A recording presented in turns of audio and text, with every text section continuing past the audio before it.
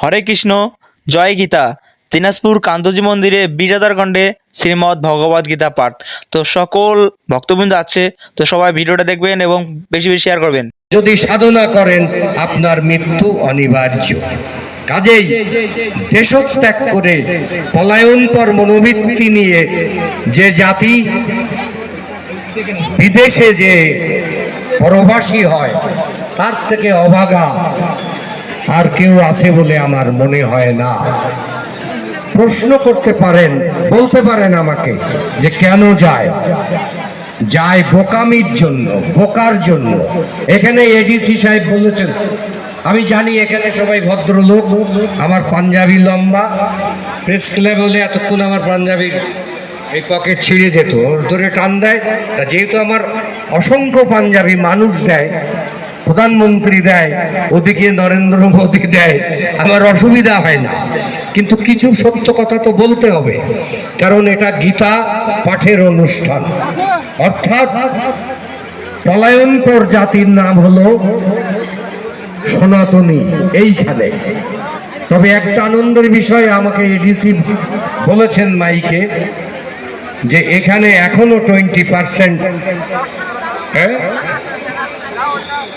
SP সাহেব বলেছেন যে এখনো এখানে আপনার দেশপ্রেম থাকে।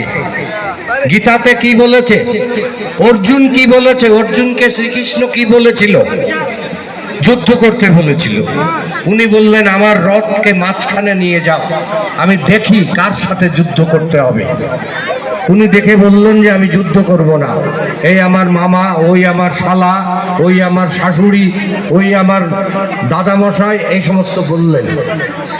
তখন শ্রীকৃষ্ণ বললেন, আমি বাংলায় বুঝাচ্ছি সরল কথায়, যে তোমাকে যুদ্ধ বলে আমার তো এমন রাজত্ব বা রাজ্যের দরকার নেই যে আত্মীয় স্বজন মেরে রাজা হব। বলে তোমাকে রাজা হওয়ার জন্য বা রাজত্ব পাওয়ার জন্য আমি যুদ্ধ করতে বলিনি। তুমি ক্ষত্রিয়, তোমার ধর্ম হলো যুদ্ধ করা, অন্যায়ের বিরুদ্ধে ন্যায় প্রতিষ্ঠার জন্য যুদ্ধ করা, অসত্যের বিরুদ্ধে সত্য প্রতিষ্ঠা করার জন্য যুদ্ধ করা, অধর্মের বিরুদ্ধে ধর্মকে প্রতিষ্ঠা করার জন্য যুদ্ধ করা, অধিকার জোর করে অধিকার হরণ যে করেছে তার বিরুদ্ধে নিজের অধিকার প্রতিষ্ঠা করার জন্য যুদ্ধ। সব চুরি হয়ে যায়, বলাই রবীন্দ্রনাথের মেডেল চুরি হয়ে গেছে, তুমি ওইটা চুপচাপ থাকো, চুরি হয়েছে হয়েছে, ওদের কাজে লাগবে। তোমার তো প্রধানমন্ত্রী দিচ্ছে, এই ছবিও আছে, তোমার 21 পদকের সার্টিফিকেটও আছে। আমি বললাম ভালো কথা। এখানে এডিসির কথা আমার খুব ভালো লেগেছে, আমি সেই প্রসঙ্গে বলতে চাই। যদিও আমার থেকে 1.5 বছরের বড় আজকের প্রধান অতিথি মাননীয় ভূমিমন্ত্রী মহোদয়, তিনি আমাকে বলেছেন দাদা একটু কম, মানে কথাবার্তা একটু কম, ওনার সময় আছে কম, 1:30টার সময় ওনার পঞ্চগড়ে যেতে হবে রাষ্ট্রীয়